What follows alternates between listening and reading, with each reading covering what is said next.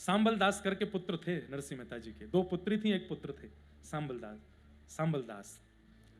उनका विवाह निश्चित हुआ एक नगरी की बड़े सेठ जी की पुत्री से, धनवान थे। तो जब संबंध पक्का हो गया तो लोग बागों ने जाकर के सेठ जी से पूछा, कहाँ आपने अपनी बेटी का ब्याह पक्का किया? बोले कि अरे वो जूनागढ़ के अपने वो नरसिंह मेहता जी, उनके पुत्र से। अरे वो करताल पीटा। उनको लोग बहुत बहुत सारी उपाधियां दे रखी थी जूनागढ़ में। करताल पीटा मतलब करताल पीटता रहता पूरे दिन। किशोरी जी ने भी अपने एक पैर का नूपुर, नरसिंह मेहता जी के दोनों पैर में नूपुर थे।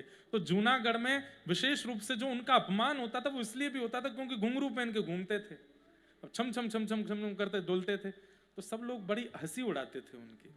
आ गया करताल पीटा, आ गया ए कीर्तनिया, आ गया ए गाल बजावा, आ गया चीखने चिल्लाने वाला, आ गया ए देखो मानव के नर के वेश में छोरी बन के घूम रहा है। ऐसा ऐसा लोग बोलते थे उनको।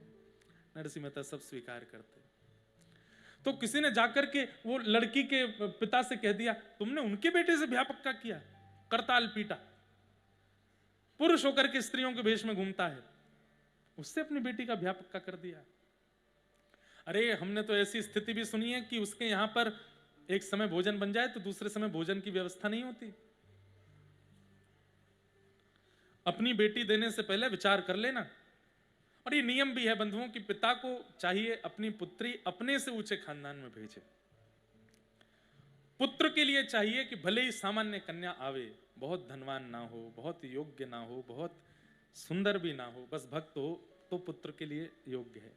लेकिन पुत्री के विवाह में पिता को चाहिए कि ऐसा परिवार लूं जो मुझसे भी अच्छा हो। ऐसी जगह अपनी पुत्री को भेजना चाहिए।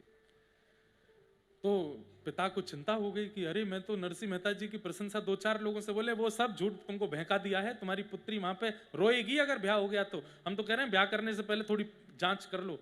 तो पुत्री के पिता बोले, मैं ऐसे कैसे संबंध तोड़ दूं, कोई और तरीका नहीं है? बोले हाँ एक तरीका है। बोले क्या?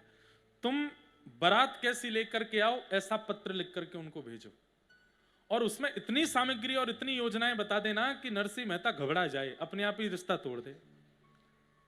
बोले प्रारंभ कहां से करें? बोले प्रारंभ यहीं से करो कि 60 वर्ष से जितने भी ऊपर के लोग बारात में आवे आपके बेटे की में, सब हाथी पे चढ़ के आवे।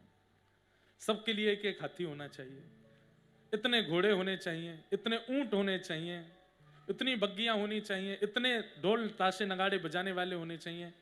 हमारे नगर में आप बारात लेकर के आएंगे तो हमारा मान करने के लिए कम से कम बारातियों के गले में 9-9 लाख के हार होने चाहिए, 9-9 लाख के। ऐसी मणियां होनी